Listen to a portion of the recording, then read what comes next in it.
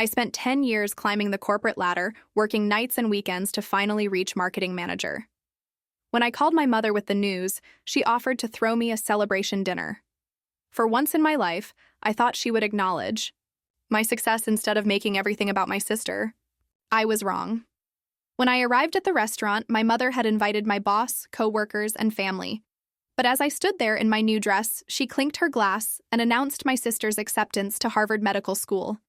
She had transformed my promotion party into my sister's big night. The banner behind her read, "Congratulations, Doctor-to-be." Not one word about my promotion. This wasn't a mistake. This was the final act in a lifetime of deliberate favoritism. My sister smirked as she accepted congratulations from my colleagues. My mother had planned this humiliation, even bringing a photographer to capture my reaction. I watched them parade around the room, stealing my moment, and something inside me snapped. I wouldn't just walk away this time. I would take everything from them, starting with the microphone. I exposed my mom's betrayal when she hijacked my promotion party. Corporate revenge. I spent 10 years climbing the corporate ladder, working nights and weekends to finally reach marketing manager. When I called my mother with the news, she offered to throw me a celebration dinner. For once in my life, I thought she would acknowledge my success instead of making everything about my sister. I was wrong. When I arrived at the restaurant, my mother had invited my boss, co-workers, and family. But as I stood there in my new dress, she clinked her glass and announced my sister's acceptance to Harvard Medical School. She had transformed my promotion party into my sister's big night. The banner behind her read, "Congratulations, Doctor-to-be." Not one word about my promotion. This wasn't a mistake. This was the final act in a lifetime of deliberate favoritism. My sister smirked as she accepted congratulations from my colleagues. My mother had planned this humiliation, even bringing a photographer to capture my reaction. I watched them parade around the room, stealing my moment, and something inside me snapped. I wouldn't just walk away this time. I would take everything from them, starting with the microphone.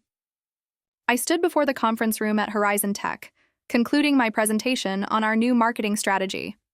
The executive team nodded appreciatively as I closed my laptop. "Exceptional work as always, Ginny," Mr. Park said, his eyes reflecting genuine respect.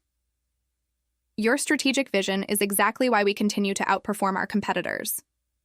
I smiled professionally while gathering my materials.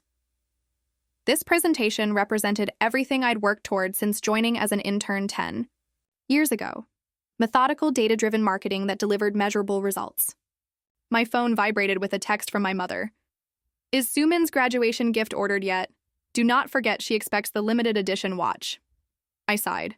Of course, her first message in days would be about my sister. I typed back quickly, confirming I'd ordered it weeks ago. Being the responsible daughter meant anticipating demands before they came. Back in my office, I found an email from HR waiting. My promotion to Director of Marketing had been approved. After a decade of arriving first and leaving last, of sacrificing weekends and relationships, I had finally achieved the title and compensation I deserved. I allowed myself a rare moment of complete satisfaction before calling my mother. Despite years of disappointment, I still harbored that childish hope for maternal pride. "Jin-A, is something wrong with the watch order?" She sounded distracted. "No, Mother, I have news. I've been promoted to Director of Marketing." There was a pause. "Director? That sounds important." I explained the significance of my new role, the increased responsibility, the substantial raise. I would be one of the youngest directors in company history. "Well," she said, her voice suddenly animated, "we should celebrate. I'll arrange a dinner this Saturday at Hyangwonjong. I'll invite the family." I nearly dropped my phone in surprise. After years of minimized achievements and declined invitations to my award ceremonies, she was offering to host a celebration. Perhaps things were changing. Perhaps my professional success had finally reached a threshold she couldn't dismiss. That would be wonderful. Should I make the reservation? "No, I'll handle everything. You focus on your work. I'll make it special." Throughout the week, her enthusiastic messages continued. Additional relatives confirmed attendance. The private room was secured. A photographer was arranged. Each update heightened my cautious optimism. while simultaneously triggering the anxiety that had shadowed family interactions since childhood. Saturday evening arrived. I dressed meticulously in a tailored black dress with simple but elegant jewelry. Professional success I could control. Family dynamics remained the one area where certainty eluded me. The hostess at Hijacked immediately recognized my name. "Ms. Chen, your mother's gathering is in our cherry blossom room. They're waiting for you." I followed her through the restaurant, surprised by the scale of the event. This wasn't the small family dinner I'd envisioned. As the door slid open, I faltered momentarily. At least 30 people filled the space, including extended family, neighbors from my mother's community, and most surprisingly, colleagues from Horizon Tech. Mr. Park himself stood near the center of the room. A banner hung at the back, though from this angle I couldn't read it. My mother spotted me and hurried over, unusually effusive. "Jinay, finally, everyone's been waiting." She took my arm, guiding me toward the center of the room. "I invited your work people too. Mr. Park was very nice on the phone." I caught fragments of conversation as we moved through the crowd. Accepted despite the competition. So proud of her, finally. Couldn't believe when we heard. A champagne glass appeared in my hand as my mother positioned me, near the front. Sumin stood nearby, practically vibrating with excitement, in a dress that seemed excessive for a sibling's promotion dinner. The room quieted as my mother tapped her glass. "Thank you all for coming tonight. This is a momentous occasion for our family." I felt a flicker of unease as her hand settled on Sumin's shoulder rather than mine. "As you know, Jinay called with what she thought was big news about a work promotion," she continued with a dismissive wave. "But what she didn't know was that on that very same day, we received truly life-changing news." My champagne nearly slipped from my suddenly numb fingers. "My beautiful Sumin has been accepted to Harvard Medical School." The room erupted in applause as two servers unfurled the banner. "Congratulations, Doctor-to-be." I stood frozen, watching my sister step forward to accept congratulations. Not a single word about my promotion, not even a mention. My colleagues looked confused, exchanging glances as they realized they'd been invited to celebrate someone they'd never met. This wasn't thoughtlessness. The elaborate setup, the strategic invitations, the photographer poised to capture my reaction. This was deliberate. As my mother paraded Sumin around the room, introducing her to my boss and team members, the truth crystallized with perfect clarity. This humiliation had been meticulously planned. I set my untouched champagne on a nearby table and slipped out to the bathroom, moving on autopilot. Inside, I locked the door, staring at my reflection. My face revealed nothing of the revelation unfolding behind it. This wasn't a new pattern. It was the same dynamic that had defined my entire life, now escalated to include my professional sphere. The only difference was that I finally saw it with complete clarity. There would be no maternal recognition, no family validation. There never had been. There never would be. And for the first time, I realized I no longer needed it. In the bathroom's privacy, my mind operated with unusual clarity, systematically analyzing the situation like I would a failed marketing campaign. My mother had outdone herself this time, transforming my celebration into a showcase for Sumin while simultaneously undermining my professional reputation. I recalled Mr. Park's expression, polite confusion transitioning to slight discomfort, as he realized the event wasn't what he'd been told. My team members exchanging glances, wondering why they'd been invited to celebrate a stranger. The deliberate spectacle designed to communicate a clear message. Even my greatest professional achievement was insignificant compared to Sumin's acceptance letter. Memories surfaced with new context. My 8th birthday party, where my mother had announced Sumin's acceptance to a prestigious elementary school program. My high school graduation, where conversations centered on Sumin's piano recital. My college scholarship ceremony, which my mother had skipped for Sumin's soccer tournament. The pattern was consistent.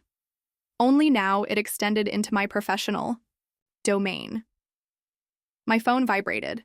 A text from Mia, my assistant. "What's happening? Your mom is introducing your sister to the VP of sales as the real success story of the family."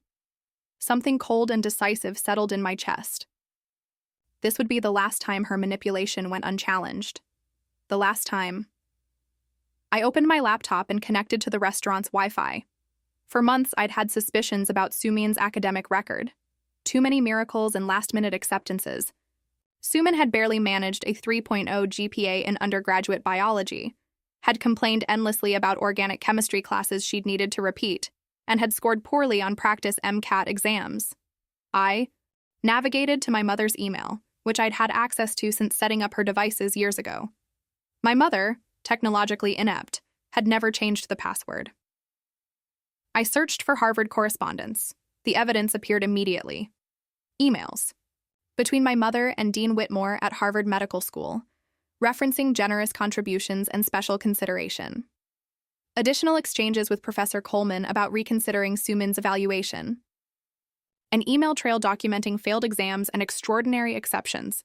A pattern of intervention that explained Sumin's mysterious acceptance. I downloaded the emails, then forwarded key exchanges to my secure work account. I wasn't yet sure how I would use this information, but control required options. I refreshed my makeup, expression neutral despite the ice forming in my veins, and returned to the celebration.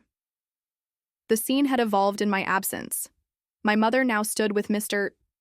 Park, one arm around Sumin's shoulders, clearly mid-anecdote. And then Jeanne's teacher called to say she was too focused on academics. My mother laughed. Always so serious, that one. Not like Sumin, who always understood the importance of balance and connections. Mr. Park nodded politely, clearly uncomfortable. He caught sight of me and relief flashed across his face. Ah, there's our new director. I approached them, professional smile firmly in place. Mr. Park, I apologize for the confusion. When my mother offered to host a dinner for my promotion, I didn't realize she had other plans. My mother's smile faltered slightly before returning, tighter than before. Do not be silly, Ginny. We're celebrating both announcements, though obviously Harvard Medical School is quite exceptional. Quite, I agreed pleasantly. Mr. Park, would you excuse us? I need to speak with my mother briefly. I guided her away from the group, maintaining my composed expression. Mother, what exactly was your intention with this event? Her face hardened. Do not make a scene, Ginny. This is Sumin's moment. You get plenty of attention at your company. Your sister needs this for her confidence. You invited my boss and colleagues to celebrate Sumin's achievement without mentioning my promotion, the reason for the dinner in the first place. Do not be selfish. I'm simply being efficient. Everyone important to our family is already here. It makes sense to announce Sumin's news now rather than arranging another event. I studied her face, seeing no recognition of the humiliation she'd orchestrated. This wasn't unconscious favoritism. It was deliberate diminishment. I see, I said finally, decision crystallizing. Thank you for clarifying. My mother, mistaking my calm for submission, patted my arm. Good girl. Now come. Help me introduce Sumin to that nice marketing vice president. She might need medical industry contacts later. I watched her return to Mr. Park, already refocusing the conversation on Sumin. With methodical precision, I crossed to the small stage area, where a microphone stood for announcements. I noted the laptop connected to the projector for speeches. Perfect. I inserted my flash drive, loading the emails I'd downloaded earlier, then connected my phone as backup. Precision mattered in marketing as in revenge. I waited until my mother was mid-story, surrounded by my colleagues, before approaching the microphone. I tapped it once, the sharp sound cutting through conversations. The room quieted, attention turning to me. Thank you all for coming tonight, I began, voice steady and clear. I'd like to say a few words. I observed my mother's expression shift from annoyance to unease as I stood at the microphone. The room fell silent, my professional presence commanding attention even here in what was meant to be my humiliation. First, I want to thank my colleagues from Horizon Tech for attending what they believed was a celebration of my promotion to Director of Marketing. My smile remained pleasant, my tone conversational. I appreciate your support and am sorry for the confusion. It seems there was a miscommunication about tonight's purpose. My mother took a step forward, face tightening. I continued before she could interrupt. For those who do not know our family's history, tonight's event follows a familiar pattern. Throughout my life, my accomplishments have consistently been overshadowed by celebrations for my sister. My voice remained measured, controlled. What makes tonight unique is the extension of this dynamic into my professional sphere. Murmurs rippled through the room. My colleagues exchanged glances while family members shifted uncomfortably, recognizing the truth in my words. To be clear, I'm genuinely happy about Sumin's acceptance to Harvard Medical School. I turned toward my sister, whose smug expression was rapidly dissolving. It's quite an achievement, particularly given certain academic challenges. I pressed a button on the laptop and the projection screen illuminated behind me. An email appeared, my mother's correspondence with Dean Whitmore. For context, my sister failed organic chemistry twice during her undergraduate studies and scored in the bottom quartile on her MCAT examinations. My tone remained factual, as though presenting quarterly marketing data. Her acceptance to Harvard Medical School was secured through what these emails describe as generous family contributions and special considerations. My mother lunged toward the stage. "Jinae, stop this immediately!"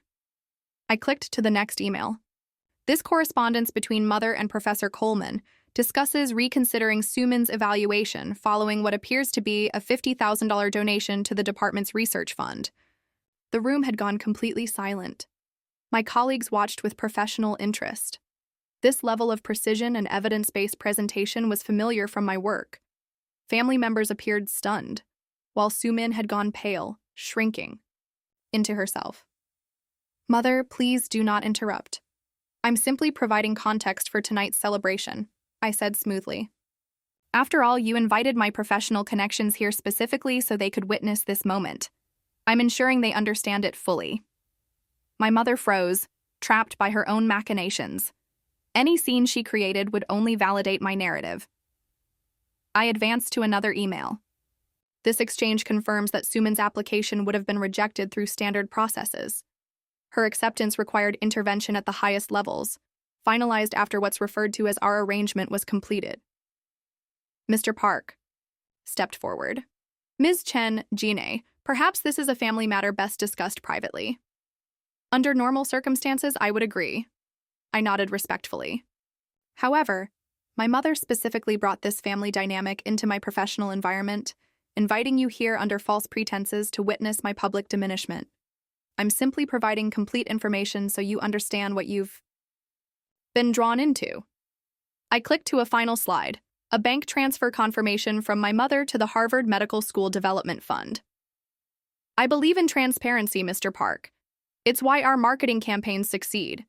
We never misrepresent our products or their capabilities." The implication hung in the air. I turned back to the stunned room. "I've taken the liberty of forwarding these documents to Harvard's Ethics Committee and Admissions Office. I imagine they'll have questions about the circumstances of Sumin's acceptance." My voice remained steady. "I've also accepted a position with Horizon's Singapore office, effective immediately. Mr. Park approved my transfer request this morning." I disconnected my devices from the projector. "I've arranged to cover tonight's expenses, so please enjoy the remainder of the evening. The restaurant has been instructed to provide whatever you'd like." I stepped down from the stage, gathering my belongings as the room remained frozen in shock. My mother finally broke free from her paralysis, grabbing my arm as I passed. "How dare you?" she hissed, voice low but vibrating with fury. "After everything I've done for you." "Everything you've done?" I removed her mother's hand from my arm, grip firm but not aggressive. "Yes. Let's acknowledge exactly what you've done. You've consistently undermined me while promoting Sumin. You've dismissed my achievements while celebrating her mediocrity. And tonight you deliberately humiliated me in front of my colleagues." My mother's eyes widened at my calm assessment. "The difference now," I continued quietly, "is that I no longer require your approval or recognition. I've built a life and career based on actual merit, while you've mortgaged your finances and ethics to manufacture Sumin's success. We'll see which approach proves more sustainable." I stepped back, addressing both my mother and sister with clinical detachment. "I will not be available for further contact. Any attempts to reach me will be directed to my attorney. Goodbye, Mother. Goodbye, Sumin." I walked toward the exit, nodding respectfully to Mr. Park as I passed. I'll see you Monday to discuss the transition before my departure for Singapore. As I left the private room, the explosion of voices behind me confirmed the chaos I'd left in my wake. I felt no triumph, no satisfaction, only the quiet certainty that comes with finally setting down a burden carried too long. In the restaurant's elegant lobby, I paused to arrange transportation. My phone buzzed with a text from Mia. "That was the most impressive thing I've ever seen. Singapore is lucky to get you." I allowed myself a small smile as I stepped into the cool evening air. Recognition, I realized, had always been available, just not from the sources I'd been programmed to seek it from. My apartment felt different as I packed my essential belongings 3 days after the dinner. The space that had once represented achievement, my first major purchase after becoming senior marketing manager, now seemed like a remnant of a life structured around seeking approval that would never come. My phone had accumulated 63 missed calls from my mother, 28 from Sumin, and numerous messages from extended family members alternating between condemnation and reluctant acknowledgement of patterns they'd ignored for years. I had responded to none of them, focusing instead on my transition to the Singapore office. Mr. Park had been professionally understanding during our Monday meeting.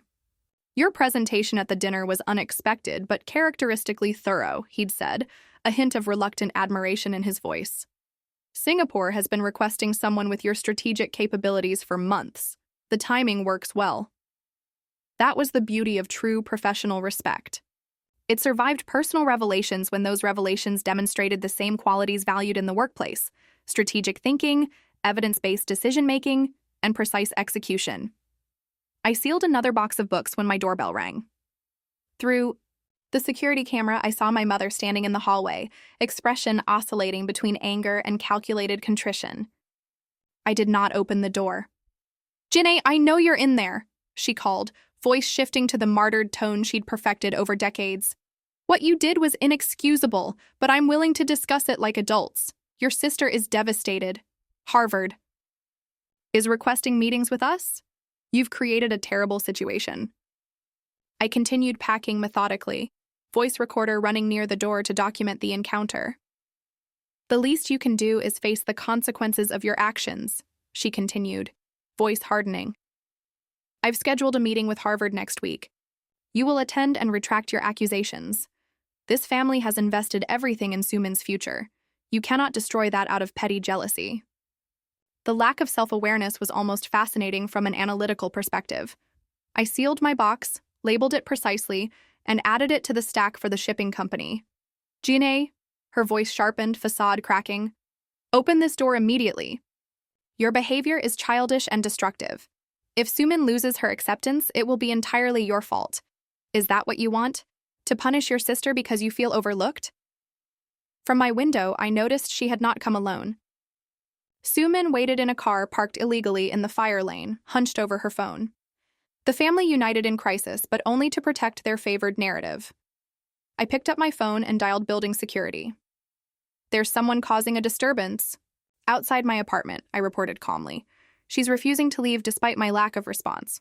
"Yes, thank you." Within minutes, 2 security officers appeared in the hallway camera feed. My mother switched instantly to injured dignity. "I'm simply trying to speak with my daughter," she explained, voice wavering perfectly. "There must be a misunderstanding." "The resident has requested you leave the premises," the officer stated firmly. "If you continue to refuse, we'll need to escort you out." "This is ridiculous. I'm her mother." "That does not grant automatic access to private property, ma'am. Please come with us." I watched as my mother was escorted to the elevator, her expression hardening into the cold anger I recognized from childhood punishments.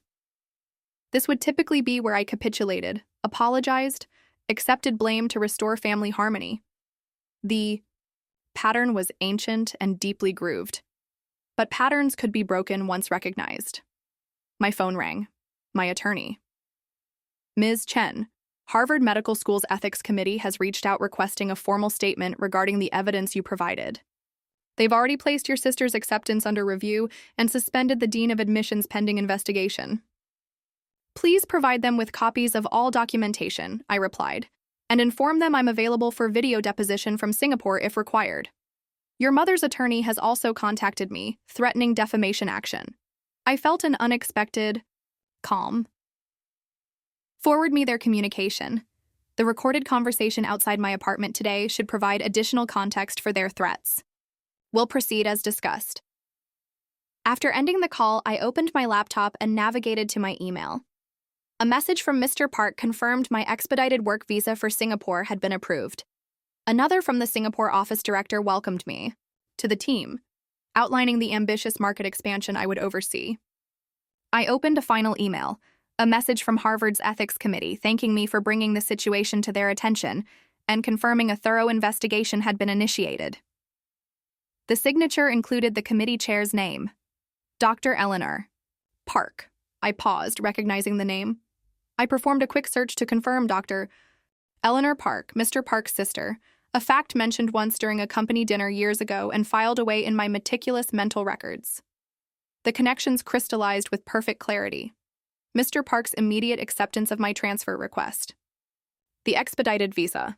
The ethics committee's unusually prompt response. I had underestimated my professional capital. The respect I'd earned through a decade of excellence had created a network of support I hadn't needed to actively engage. My reputation spoke for me even when I didn't speak for myself. I closed my laptop with a sense of profound certainty. The movers would arrive tomorrow. Singapore awaited. The consequences of my actions were unfolding precisely as designed, without requiring my continued presence or energy. My phone vibrated with a text from an unknown number. This is Aunt Yuna. What you revealed about your mother and Sumin has divided the family.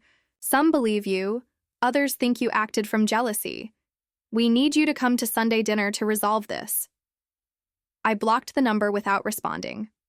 The family's opinion was no longer relevant to my forward trajectory.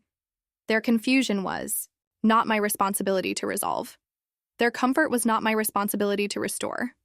I looked around my half-packed apartment, feeling neither triumph nor regret, only the clean certainty of boundaries finally established and enforced.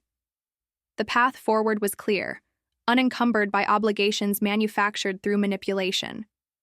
For the first time in my life, I recognized myself completely. 6 months later, I stood at the floor-to-ceiling windows of my corner office in Singapore's central business district, the city lights creating a stunning backdrop as evening descended. The transition had been seamless, my strategic approach to marketing translating perfectly to the Asian market, my methodical work ethic appreciated in a culture that respected precision and results. My assistant knocked lightly before entering. The conference call with New York is scheduled in 10 minutes. Also, this arrived for you. She handed me a heavy cream envelope bearing the Harvard University emblem. Thank you, Min, I replied, accepting the envelope with mild curiosity. Alone again, I opened the envelope carefully. Inside was a formal letter from the president of Harvard University. Dear Ms. Chen, following the completion of our comprehensive investigation into admissions improprieties, I am writing to express the university's gratitude for your courage in bringing these matters to our attention. Your evidence was instrumental in identifying systemic vulnerabilities in our processes. The Ethics Committee's findings have resulted in significant administrative changes, including the permanent removal of Dean Whitmore and Professor Coleman from their positions. Their actions violated the core principles upon which academic integrity depends. Additionally, I would like to personally invite you to deliver the keynote address at our upcoming Ethics and Leadership Symposium. Your professional success combined with your commitment to accountability represents exactly the values Harvard strives to embody. Sincerely, Catherine L. Rowe, President, Harvard University. I placed the letter on my desk, neither pleased nor disturbed by its contents. The consequences I had set in motion had unfolded with predictable precision, like a well-designed marketing campaign reaching its predetermined metrics.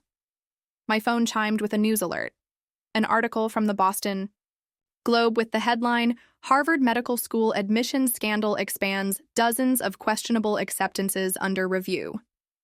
I skimmed the article, noting that neither my name nor Sumin's appeared directly, though the timeline aligned perfectly with my exposure of the corruption. My assistant returned. New York is connecting now. Also, you have a visitor in reception. I do not have any appointments scheduled. She says she's your mother. Security is waiting for your instruction. I felt nothing. No anger, no anxiety, no obligation. The emotional tethers had been severed completely. Please inform security that I am unavailable to unscheduled visitors. They should escort her from the building with professional courtesy. Of course, the New York team is waiting. I nodded, turning to my computer for the conference call. On screen, the quarterly results appeared. My Singapore division had exceeded targets by 28%, establishing new benchmarks for the entire organization. The accomplishment would be recognized in next week's global leadership meeting, where I would present my strategy to the company's executive team, including Mr. Park. Recognition based on merit. Results based on strategy. Consequences based on actions. After concluding the call, I checked my email. Among the professional correspondence was a message from Mr. Park, Jin A., your Singapore. Results are exceptional, even by your standards. The executive team has approved fast-tracking your consideration for Vice President of International Marketing, a position we're creating specifically to capitalize on your success in the Asian market. On a personal note, I received a call from my sister at Harvard today. She mentioned you've declined their symposium invitation. While I respect your decision, Eleanor believes your perspective would be valuable to their institutional reforms. Regardless, we look forward to your presentation next week. David Park. I closed the email without immediately responding. Harvard's invitation represented a circle I had no interest in completing. The corruption I'd exposed had never been my primary objective, merely a necessary consequence of establishing boundaries that would be respected. A notification appeared on my phone, a social media alert I rarely checked. With mild curiosity, I opened it to find an article from my hometown. Newspaper featuring my mother and sister. The photo showed them at a community fundraiser, significantly less lavish than their previous social circuit. The caption noted that Dr. Soo-min Chen was now teaching biology at the local community college while pursuing other opportunities. I closed the notification without reading further. Their story was no longer intertwined with mine. My assistant knocked again. Security has escorted your mother from the building. She left this. She handed me a sealed envelope. Thank you, Min.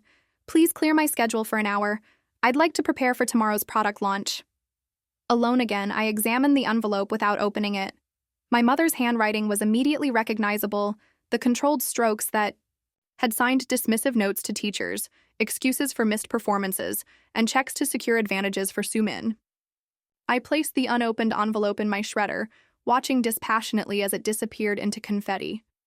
Whatever justifications, accusations, or manipulations it contained were irrelevant to my current reality. I turned back to my computer and began composing my response to Mr. Park.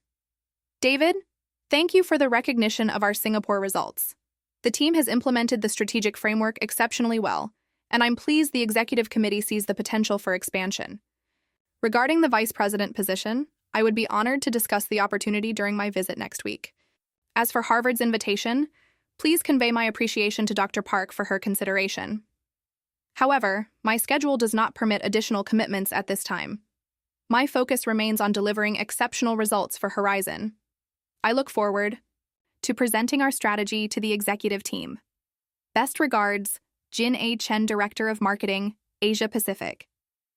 I sent the email and turned back to the Singapore skyline. The lights of the city reflected in the glass, creating overlapping patterns of illumination and shadow. A perfect metaphor for the clarity that came from recognizing which lights to follow and which shadows to leave behind. I felt neither triumph nor regret, neither forgiveness nor anger. I had simply and finally recognized myself, independent of external validation or manipulation. The recognition that mattered had always been available in my work, in my choices, in my precise understanding of patterns and consequences. The rest was merely noise, now permanently silenced. The week before my scheduled presentation at Horizon's global headquarters, I received another unexpected delivery. This one came in a thick legal envelope with the Harvard General Counsel's return address. Inside was a comprehensive report detailing the findings of their investigation, triggered by the evidence I'd provided 6 months earlier. The 15-page document methodically outlined the scope of the admissions scandal. 27 acceptances over the past 5 years had been flagged for improper influence. 8 faculty members were facing disciplinary action. 3 administrators, including Dean Whitmore, had been terminated. The report specifically cited the evidence related to Suman's case as the catalyst that unraveled the entire system. Attached was a personal note from Dr. Eleanor Park. Your courage has transformed our institution. The offer to speak remains open indefinitely. I filed the report in my records, its contents confirming what I'd already known. Systems of favoritism collapsed when exposed to scrutiny, whether familial or institutional. My flight to New York departed that evening. During the journey, I reviewed my presentation on Horizon's Asian market expansion. The numbers told their own story. Revenue growth of 42% year over year, market penetration in previously untapped countries, strategic partnerships that positioned us ahead of competitors who had been established in the region for decades. When I arrived at Horizon headquarters, familiar faces greeted me with new respect. Colleagues who had witnessed my mother's betrayal and my calculated response now saw the professional results that approach had yielded. Mr. Park met me personally, escorting me to the executive boardroom. The board is particularly interested in how you've managed to penetrate the Korean and Japanese markets so effectively, he mentioned as we walked. They're considering implementing your strategic framework globally. Cultural understanding combined with data-driven decision-making, I replied. Results speak for themselves when properly contextualized. He nodded appreciatively. Before we join the others, I should mention that your former team has been asking if you'll consider returning to lead the global marketing division here. I smiled politely. Singapore has proven an excellent fit, both professionally and personally. I suspected as much, but promised I would ask. He paused outside the boardroom door. One other thing. A reporter from the Wall Street Journal called this morning asking about the Harvard situation. Apparently, they're running a feature on academic integrity and admissions scandals. They specifically asked about your role in exposing the issues there. I trust your communications team directed them appropriately? Of course. We confirmed your exemplary professional record and current position, but offered no comment on personal matters. His expression grew thoughtful. Though I must admit, the public exposure will likely be significant once the article runs. I nodded, once, acknowledging the information without emotional response.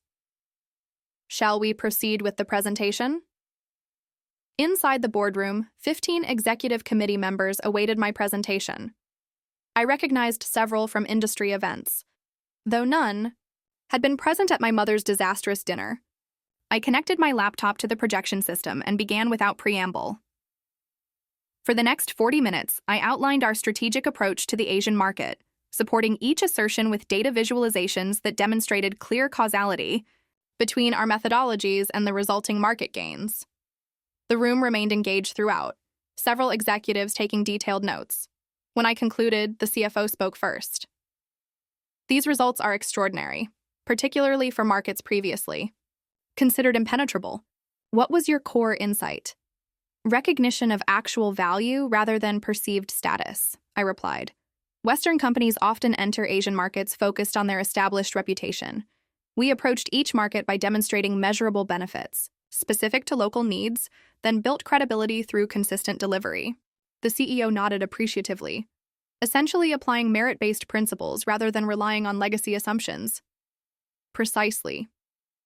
The discussion continued for another hour, executives probing specific aspects of the strategy. Throughout, I remained focused and precise, neither minimizing my contributions nor claiming undue credit for team efforts. When the meeting concluded, Mr. Park remained behind as others filed out. The board has unanimously approved your promotion to Vice President of International Marketing, he said, sliding a formal offer letter across the table. The position includes oversight of all markets outside North America, with Singapore remaining your base of operations. I reviewed the offer, noting the substantial compensation package and reporting structure that placed me directly under the CEO. Thank you. I accept. Excellent. There's a dinner tonight to announce the position. Several industry publications will be present. He hesitated briefly. I should mention that the Wall Street Journal article is running tomorrow. Their education correspondent reached out again asking for comment from you directly. I considered this development with clinical detachment. Please have them submit questions in writing. I'll provide responses where appropriate. That evening, the formal dinner proceeded smoothly. I accepted congratulations from colleagues and industry representatives with professional grace, discussing our market strategy and future expansion plans. The announcement of my promotion was met with approval from those familiar with my work. After returning to my hotel, I found an email from the journal's education correspondent containing 8 detailed questions about the Harvard admissions scandal. The reporter had clearly done thorough research, referencing specific emails I'd exposed and connecting them to broader patterns of corruption the investigation had uncovered. I drafted careful responses, confirming factual details while maintaining professional distance. The final question asked about my personal motivation for exposing the improprieties. My response was precise. Integrity in systems matters. When merit-based structures are compromised by favoritism or financial influence, the damage extends beyond individual cases to undermine institutional credibility. My professional success has been built on demonstrable results, rather than preferential treatment. I believe educational institutions should maintain similar standards. 3 days later, I returned to Singapore as the Wall Street Journal article was published. The piece occupied the entire front page of the education section with the headline, "Bought and Paid For: How One Woman's Stand for Integrity Exposed Decades of Admissions Corruption." My name featured prominently, described as the marketing executive whose methodical exposure of corruption triggered the largest admissions scandal investigation since Operation Varsity Blues. The article detailed my background, my current position at Horizon, and my calm, evidence-based approach to revealing the systematic corruption at Harvard Medical School. Most significantly, it connected my actions to the broader investigation that had now expanded to 3 other elite universities, with over 40 questionable admissions under review and multiple administrators facing criminal charges for fraud and bribery. A sidebar article specifically highlighted Suman's case, though my sister was not named directly. My mother, however, was quoted from court documents related to the investigation, her defense that many families make donations to support their children's educational opportunities, particularly damning in the context of the comprehensive evidence presented. By afternoon, my assistant informed me that we'd received requests for comment from 12 additional publications. An invitation to appear on an international business news program had arrived, focusing on ethical leadership in corporate environments. The producers specifically mentioned my principled stand against corruption as the reason for their interest. I declined all media appearances, but agreed to a single written statement distributed to all outlets. Integrity and merit remain the foundations of sustainable success, whether in business or education. I trust the appropriate authorities will ensure accountability where standards have been compromised. The following week brought news that Harvard had formally revoked 42 admissions, including Suman's. The university announced significant reforms to its admissions processes, including anonymous review protocols and enhanced oversight of donor relationships. Dr. Eleanor Park was named to lead the new Office of Admissions Integrity, her appointment, specifically citing the courageous whistleblower, whose evidence initiated these essential reforms. I did not respond to Dr. Park's subsequent email renewing the invitation to speak at Harvard. My focus remained on implementing the expanded international marketing strategy that had earned my promotion. 3 months later, as I prepared for a business trip to London, my assistant mentioned that a package had arrived from my former hometown. The sender's information indicated it came from my maternal aunt. Inside was a handwritten letter and several newspaper clippings. The letter was brief. "Jinae, I wanted you to know what has happened since you left. Your mother has lost her standing in the community as details of the Harvard scandal became public. The university's lawsuit seeking return of donations has forced her to sell the family home.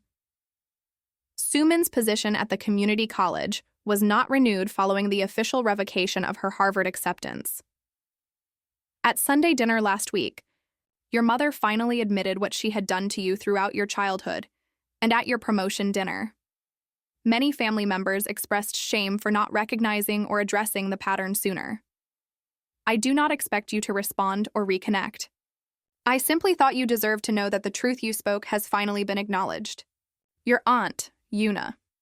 The newspaper clippings documented my mother's involvement in the admissions scandal, including photos of her leaving court after providing testimony. Another showed the family home with a sold sign prominently displayed.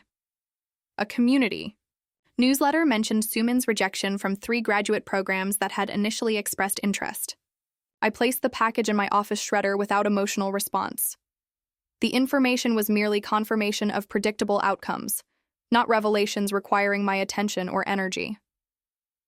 That evening, I received notification that I had been named to the Global Innovators list by a prestigious business publication. The profile highlighted my strategic transformation of Horizon's international presence, with only a brief mention of my role in exposing educational corruption. My professional accomplishments had rightfully taken precedence over personal history. As I prepared for my presentation at Horizon's European headquarters the following day, I reviewed the latest market projections.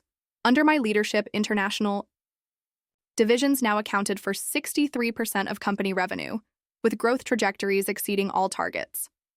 My phone displayed a notification from a financial news alert.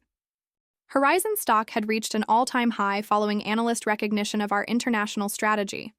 The article specifically cited my leadership as a key factor in the company's success, quoting Mr. Park. Vice President Chen's merit-based approach to market development has transformed not just our revenue streams, but our entire corporate philosophy. True recognition of value rather than legacy assumptions drives sustainable growth. I closed the notification and returned to my presentation preparation. The recognition that mattered had always been there, available to those who built success, through genuine achievement rather than manipulation and favoritism. The system I had exposed at Harvard had collapsed. The family dynamic I had escaped had imploded. My professional success continued to expand based solely on measurable results and strategic vision. Perfect resolution.